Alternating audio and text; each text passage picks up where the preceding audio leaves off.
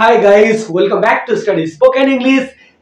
जब हमें अंग्रेजी में बोलना होता है कि हमें कोई कार्य करना है या कोई कार्य करना पड़ता है, तब हम प्रेजेंट में हैव टू का प्रयोग करते हैं। जैसे उसे दवाइयां खानी पड़ती है, he has to take medicine. उसे सवेरे उठना होता है, he has to get up early. मुझे कपड़े धोने पड़ते हैं, I have to wash cloth. तुम्हें अस्पताल जाना पड़ता है, you have to go to hospital. हमें पैदल चलना होता है, we have to walk on foot. तो इन वाक्यों से यह बोध होता है कि कोई कार्य हमें या तो मजबूर होकर करना पड़ता है या लाचार होकर करना पड़ता है, या फिर हमें इसलिए करना पड़ता है कि वो हमें आवश्यक है, इसके बिना हमारा काम नहीं चलने वाला है। अर्थात यहाँ लाचारी या मजबूरियां झलकती है कि हमें मजबूर होकर कोई काम करना पड़ता है। जैसे उसे दवाइयां खानी पड़ती है, तो क्या कोई चाहता है कि वह दवा खाए? बिल्कुल नहीं, लेकिन फिर भी उसे दवाइयां खानी पड़ती है। क्यों? कि स्वस्थ होना है तो दवाइयां तो खानी ही पड़ेगी। उसे सवेरे उठना होता है, कौन चाहता है कि मैं भोर में उठूं? लेकिन फिर भी उठना होता है। क्यों उठना होता है? क्योंकि वहां उसकी मजबूरियां होगी, उसके बिना उसका काम चलने वाला नहीं होगा। मुझे कपड़े धोने पड़ते हैं, यानी कंपलसरी है। अगर मैं कपड़े नहीं धोऊं तो कपड़ा धोएगा कौन? और कपड़ा नहीं धोते हैं तो फिर हम कपड़े पहनेंगे कैसे? तो तुम्हें अस्पताल जाना पड़ता है, you have to go to hospital. यहाँ कंपल्सन आता है, यानी एकदम आवश्यकता ही होता है। कोई ना कोई हमारा हॉस्पिटल में भर्ती होता है और हम उसे देखने के लिए, उसकी देख रेख करने के लिए हॉस्पिटल में जाते हैं। तो तुम्हें अस्पताल जाना पड़ता है, हमें पैदल चलना होता है, हमारी मजबूरियां होती है, वहां कोई साधन नहीं मिलते हैं, इसलिए हमें पैदल चलना होता है। तो जब इस तरह के वाक्यों को हमें बोलना होता है, तब हम हैव टू का प्रयोग प्रेजेंट टेंस में करते हैं। और हमारा अंग्रेजी का स्ट्रक्चर होता है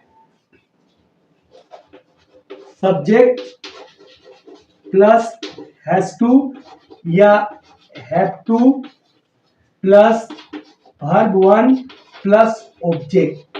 अब समस्या खड़ी होती है कि हम हैज टू का प्रयोग किसके साथ करें और हैव टू का प्रयोग किसके साथ करें। तो आइए समझने का प्रयास करते हैं कि हमें हैज टू और हैव टू किसके किसके साथ यूज करना है और इस स्ट्रक्चर पे हमें और भी वाक्य कैसे बनाने हैं।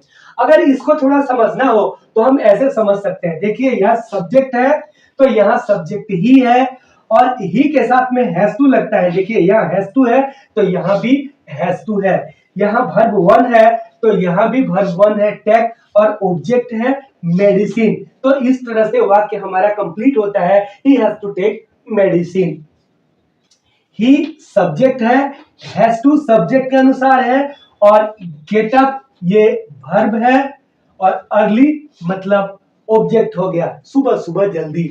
I have to wash clothes, इसमें आई सब्जेक्ट है, आई के अनुसार यहाँ पे हैव टू लगाना होता है, और उसके बाद से वॉश ये वर्ब है और क्लोथ्स ऑब्जेक्ट है।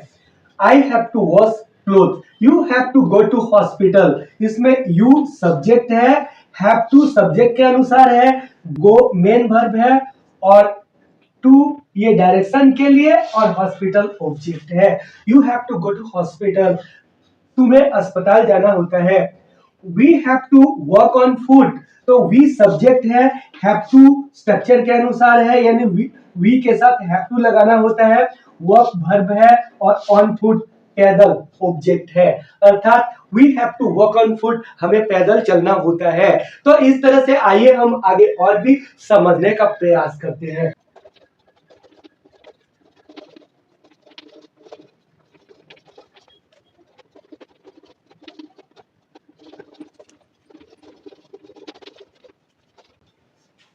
अगर हमारा सब्जेक्ट यानी वाक्य का सब्जेक्ट जो होता है वो अगर सिंगुलर हो, ही, सी, इट, या कोई एक नाम हो या कोई और भी सिंगुलर वर्ड हो, तो उस सिंगुलर सब्जेक्ट के साथ में हम हैज टू का प्रयोग करेंगे। और आई, वी, यू, दे, नेम जो दो हो या दो से ज्यादा हो या कोई और भी प्लूरल सब्जेक्ट हो, तो हम हैव टू का प्रयोग करेंगे। अब आप कहेंगे कि ये प्लूरल सब्जेक्ट कैसे आएगा? तो हम पीपल लिखते हैं, पीपल, पीपल का मतलब होता है लोग, और ये लोग बहुत सारे होते हैं। तो अगर हम पीपल लिखते हैं तो पीपल हैव टू लिखना पड़ता है। तो ये हमें ध्यान में रखना होगा कि अगर प्लूरल सब्जेक्ट आए तो उसके साथ में हमें हैव टू का प्रयोग करना होता है। सेंटेंस हमारे नॉर्मली 4 तरह के होते हैं जो हम पढ़ते हैं, एफर्मेटिव, नेगेटिव, इंट्रोगेटिव और इंट्रोगेटिव का नेगेटिव। तो ये रूल जो है हमारा सब्जेक्ट प्लस हैज टू या have two plus verb plus object, ये एफर्मेटिव में लागू होता है। जब हम एफर्मेटिव बनाते हैं तो एफर्मेटिव वाक्यों में यह लागू होता है। अगर हम नेगेटिव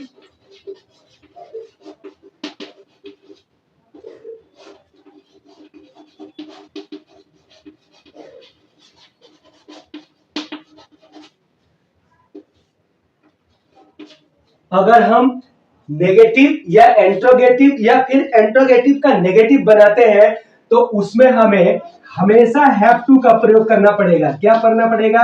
हमेशा हैव टू का, ये हमें से ध्यान में रखना पड़ेगा। अगर हम हैज टू कर देते हैं तो गलत होता है। ये कब होता है? जब सेंटेंस हमारा नेगेटिव हो या इंट्रोगेटिव हो या फिर इंट्रोगेटिव का नेगेटिव हो, तो हम सब सब्जेक्ट के साथ हैव टू का प्रयोग करेंगे।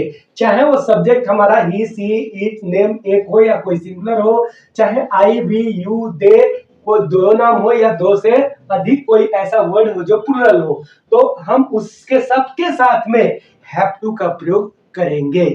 कब? जब हमारा सेंटेंस नेगेटिव हो या फिर इंट्रोगेटिव हो। लेकिन अगर एफर्मेटिव हो तो उसमें हमें सब्जेक्ट प्लस हैज टू या हैव टू किसी एक का प्रयोग करना है और वर्ब वन और उसके बाद ऑब्जेक्ट होगा। अब हैज टू होगा ही, सी, इट, नेम सिंगुलर सब्जेक्ट के साथ, और हैव टू होगा आई, वी, यू, दे नाम दो हो या उससे ज्यादा हो या फिर कोई प्लूरल सब्जेक्ट हो। तो आइए हम प्रैक्टिस करते हैं और देखते हैं कि वाक्य आगे कैसे बने। मुझे अंग्रेजी बोलना है। अब मुझे अंग्रेजी बोलना है तो हमें क्या करना होगा? सीधी सी लिखना होगा मुझे के लिए आई, और आई के साथ में क्या लगता है? Have to. I have to. अब बोलना को क्या लिखते हैं? Speak. I have to speak. और अंग्रेजी बोलना है तो इंग्लिश, हिंदी बोलना है तो हिंदी, तेलुगु बोलना है तो तेलुगु, आप जो चाहे लिख सकते हैं। I have to speak English, मुझे अंग्रेजी बोलना है। I have to speak Hindi, मुझे हिंदी बोलना है। I have to speak Bengali, मुझे बंगला बोलना है। I have to speak Bhojpuri, मुझे भोजपुरी बोलना है। वी हैव टू स्पीक अरबी, हमें अरबी बोलना है।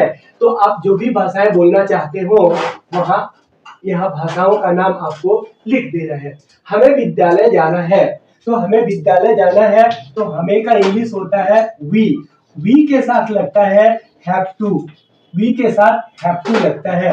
We have to go to school, we have to go to school, हमें विद्यालय जाना है। सुमन को पढ़ाई करना है, सुमन को पढ़ाई करना है, तो सुमन के लिए तो सुमन ही होगा, और सुमन थर्ड पर्सन सिंगुलर नंबर है इसलिए यहाँ पे हैज टू होगा। सुमन हैज टू स्टडी, स्टडी मतलब होता है पढ़ाई करना। सुमन हैज टू स्टडी, उसे होमवर्क करना पड़ता है, उसे होमवर्क करना पड़ता है, कंपल्सन है, तो उसे के लिए ही के साथ लगता है has to, he has to do homework, he has to do homework, उसे घर काम करना पड़ता है या होमवर्क करना पड़ता है। डॉक्टर को इलाज करना पड़ता है, डॉक्टर को इलाज करना पड़ता है, तो डॉक्टर का तो हम डॉक्टर ही लिखेंगे, और doctor third person singular number है इसलिए हैज टू लिखेंगे। Doctor has to treat, TREAT, treat का मतलब होता है इलाज करना, तो डॉक्टर को इलाज करना पड़ता है, doctor has to treat. Rishabh को रोज दलिया खाना पड़ता है। तो ऋषभ ही होगा, RISHABH। ऋषभ हैज टू खाने के लिए ईट, और ये पोरीज मतलब होता है दलिया, और यहाँ एवरीडे लिखना होगा या फिर आप डेली भी लिख सकते हैं, DAILY डेली। उसे दुकान खोलना पड़ता है, तो उसे के लिए ही के साथ हैज टू, और खोलने के लिए होता है open, he has to open the shop, SHOP, shop का मतलब दुकान होता है, SOAP हो जाता है तो उसे साबुन कहते हैं। ड्राइवर को कार तेज चलानी पड़ती है, तो यहाँ क्या लिखेंगे, ड्राइवर, और ड्राइवर के बाद क्या लिखना पड़ेगा, हैज टू, इसलिए कि ये थर्ड पर्सन सिंगुलर नंबर है। तो driver has to drive car fast, driver have to drive car fast, driver को कार तेज चलानी पड़ती है। उसे सही निर्णय लेना पड़ता है, उसे के लिए होता है ही, और he third person singular number है इसलिए has to, he has to take, और टेक के बाद हमें क्या लिखना है, राइट डिसीजन। राइट मतलब सही, और डिसीजन मतलब होता है निर्णय, तो he has to take right decision, उसे सही निर्णय लेना पड़ता है। तो इस तरह से आपने देखा कि अफर्मेटिव में हम किस तरह से ट्रांसलेट कर पा रहे हैं। आइए आगे बढ़ते हैं। यहाँ हमें मजबूरियां दिखाई देती है, बिना मजबूरी का कोई कुछ करता नहीं है। तो चलिए आगे हम प्रैक्टिस करते हैं। उसे घर नहीं आना है, तो उसे के लिए लिखेंगे यहाँ पे ही, और ही के साथ में क्या लग जाएगा, डज, ही डज लगेगा, उसके बाद नॉट, तो सब्जेक्ट हो गया, डज नॉट हो गया, और उसके बाद से हैव टू, क्या है, have to, doesn't have to come मतलब आना, और उसके बाद होम का मतलब हो गया घर, तो उसे घर नहीं आना है, he doesn't have to come home। मुझे उससे बात नहीं करना है, तो मुझे के लिए क्या हो जाएगा, I, और I के साथ में do not लगेगा, I do not, और I के साथ में do not लग के have to हो जाएगा, I do not have to talk to him, I do not have to talk to him, मुझे उससे बात नहीं करना है। तुम्हें कपड़े नहीं धोने हैं, तो तुम्हें के लिए यू के साथ में डू नॉट आएगा, और do not have to, you do not have to wash clothes, you do not have to wash clothes, तुम्हें कपड़े नहीं धोने हैं। उन्हें पढ़ाई नहीं करनी पड़ती है, तो उन्हें के लिए क्या होता है, दे के साथ क्या लगेगा, डू नॉट, और डू नॉट के बाद में have to, do not have to. अब they do not have to study, they do not have to study, उन्हें पढ़ाई नहीं करनी पड़ती है। उसे भीख नहीं मांगनी पड़ती है, तो उसे के लिए यहाँ पे क्या लिखेंगे, ही के साथ क्या लगेगा, does not, he does not have to beg मतलब होता है भिक्षा मांगना, he doesn't have to beg, उसे भिक्षा नहीं मांगनी पड़ती है। मुझे जुर्माना नहीं देना पड़ता है, तो यहाँ मुझे के लिए आई के साथ में लगता है डू, और डू नॉट, और उसको संक्षेप में डोंट भी बोल सकते हैं, तो आई डोंट हैव टू पे फाइन, हमें जुर्माना नहीं देना पड़ता है।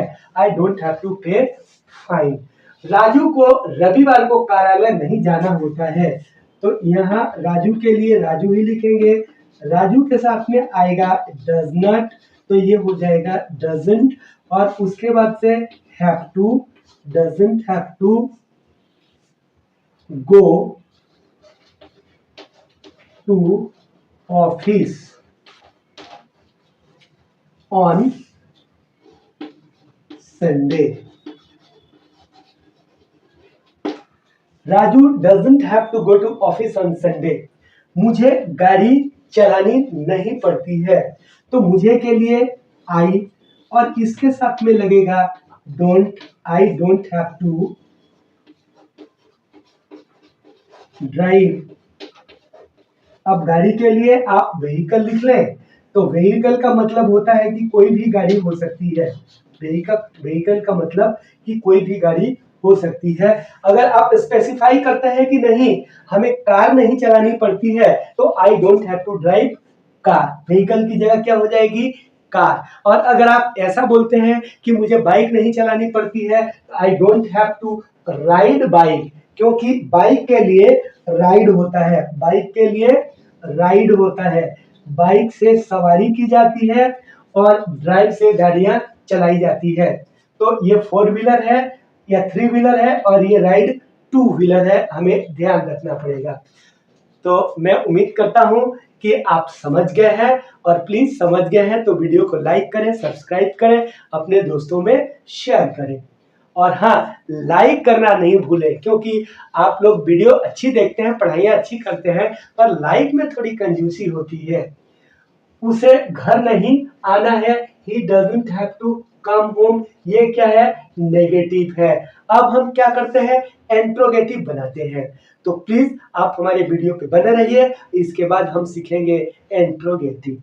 इंट्रोगेटिव में हमारा स्ट्रक्चर है पहले डू या डज, यानी ऑक्सिलरी वर्ब हमें पहले लगाना होता है डू या डज, और फिर सब्जेक्ट, और उसके बाद हैव टू, फिर वर्ब 1 और ऑब्जेक्ट, और मार्क ऑफ इंट्रोगेशन जो है साइन ऑफ इंट्रोगेशन यह कंपलसरी होता है। इसके बिना हमारा वाक्य अलग हो जाता है।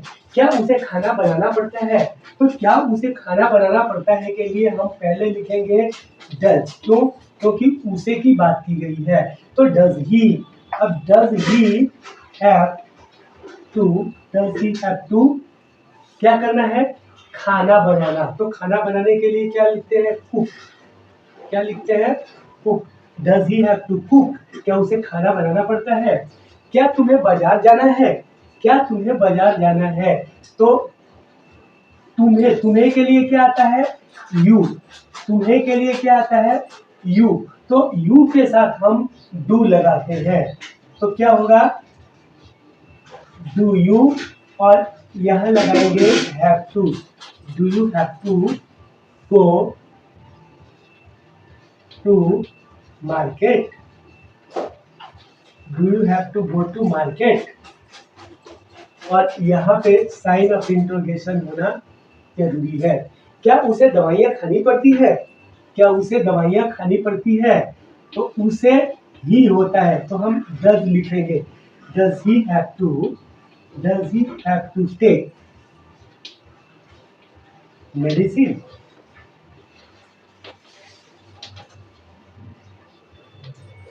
Does he have to take medicine, क्या उसे दवाइयाँ खानी पड़ती है। क्या उसे दूध खरीदना पड़ता है, क्या उसे दूध खरीदना पड़ता है, तो अब उसे है इसलिए डज लगाएंगे। Does he have to bye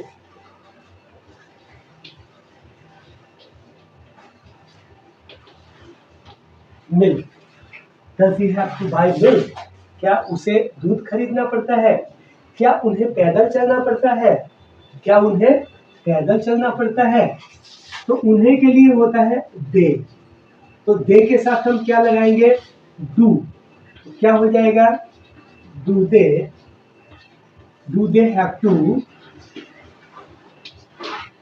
walk, do they have to walk on foot, do they have to walk on foot, क्या उन्हें पैदल चलना पड़ता है। क्या राजू को झूठ बोलना पड़ता है? तो यहाँ पे हो जाएगा does Raju have to tell lies? Does Raju have to tell lies? क्या राजू को झूठ बोलना पड़ता है? क्या सीता को मुंबई जाना है? तो does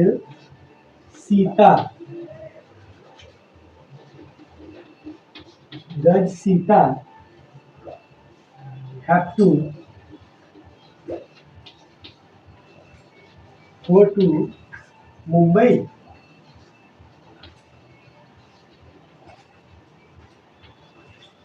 does Sita have to go to Mumbai? क्या तुम्हें वहां अंग्रेजी बोलना पड़ता है? तो यू है इसलिए डू लगेगा। Do you have to speak do you have to speak English?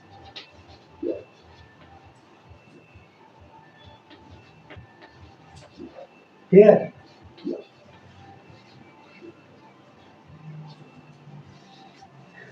क्या तुम्हें वहां अंग्रेजी बोलना पड़ता है? Do you have to speak English there? तो गाइस इस तरह से ट्रांसलेशन आप बनाइए, प्रैक्टिस कीजिए। अब इंट्रोगेटिव के बाद में हम इसका नेगेटिव बना सकते हैं, तो उसमें हमें क्या करना होगा? Does he not have to cook? क्या उसे खाना नहीं बनाना पड़ता है? Does he not have to cook?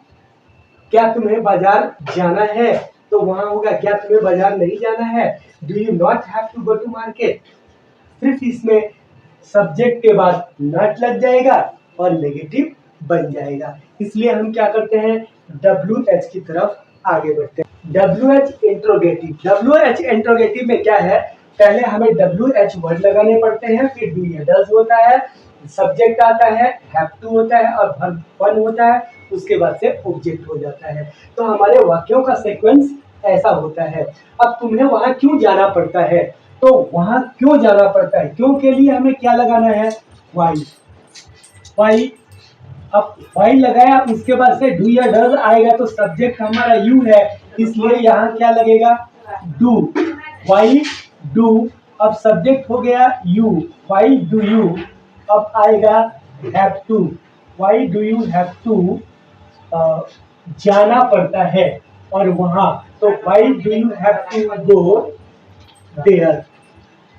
Y do you have to go there? तो तुम्हें वहां क्यों जाना पड़ता है? उसे दवाइयां कब लेनी पड़ती है? तो कब के लिए क्या आएगा? व्हेन। और उसे है इसलिए क्या आएगा? Does. When does he have to take medicine?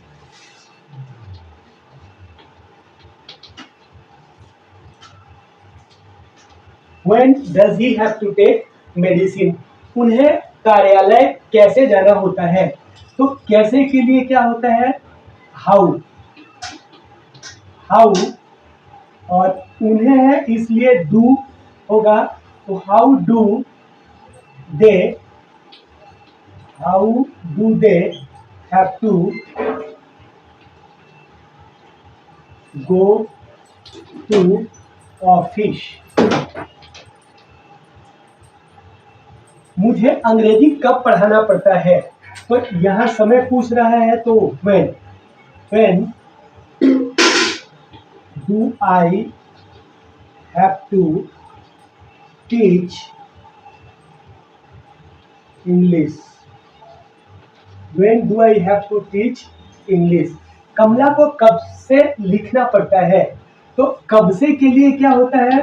since when मतलब कब से। Since when does Kamala